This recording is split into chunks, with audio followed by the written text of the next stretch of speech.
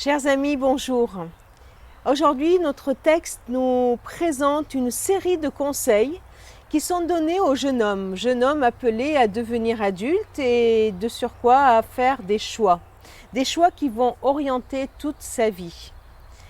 Avez-vous eu le temps de lire le 2e chapitre de notre livre des Proverbes? Si vous ne l'avez pas encore fait, je vous propose de mettre pause et de prendre le temps de lire ce chapitre. Et en le lisant, je vous donne un conseil, soulignez tout ce qui est demandé au jeune homme de faire et de l'autre côté, soulignez tout ce que Dieu de son côté est prêt à faire. Ça y est, vous l'avez lu?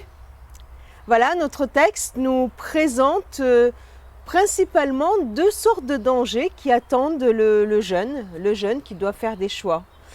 2 dangers bien précis. D'un côté, celui d'être influencé par les amis et suivre ceux qui s'engagent dans des voies obscures ou qui font le mal. Et de l'autre côté, être séduit par une femme autre que la sienne. Voilà un danger que le cœur de ce jeune se détourne de sa femme. Voilà 2 domaines de vigilance qui sont certainement d'actualité même de nos jours. Alors je reviens à la question que je vous avais posée. Que doit faire le jeune homme justement pour ne pas tomber dans ces 2 pièges? Il doit recevoir. Vous voyez, il y a les impératifs qui sont donnés.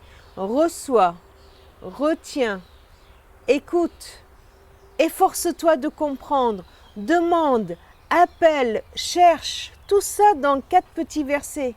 Mais quoi donc?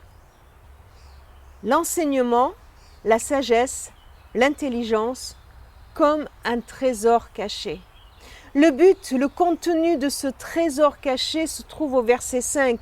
Tu découvriras comment respecter l'autorité de Dieu, tu réussiras à connaître Dieu.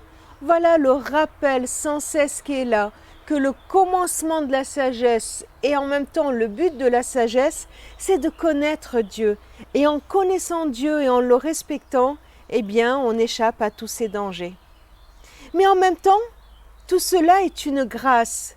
Certes, le jeune homme doit recevoir, retenir, écouter, rechercher, etc., ce trésor caché, mais en même temps, c'est une grâce.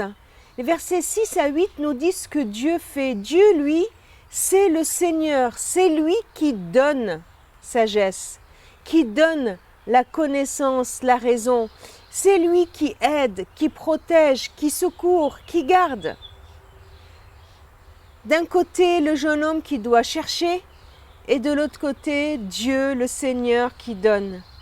Et le résultat de ces 2 actions est de découvrir un comportement juste, équitable et droit.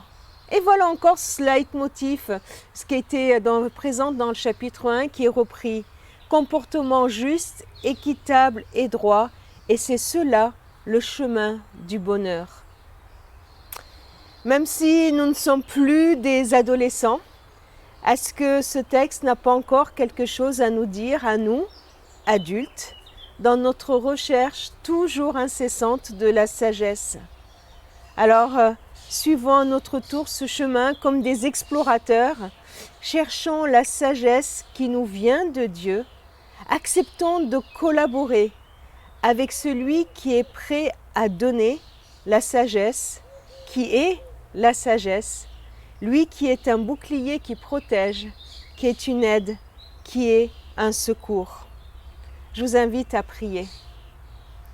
Seigneur, merci parce que cette sagesse que nous avons à rechercher de tout notre être, c'est celle que toi tu nous donnes.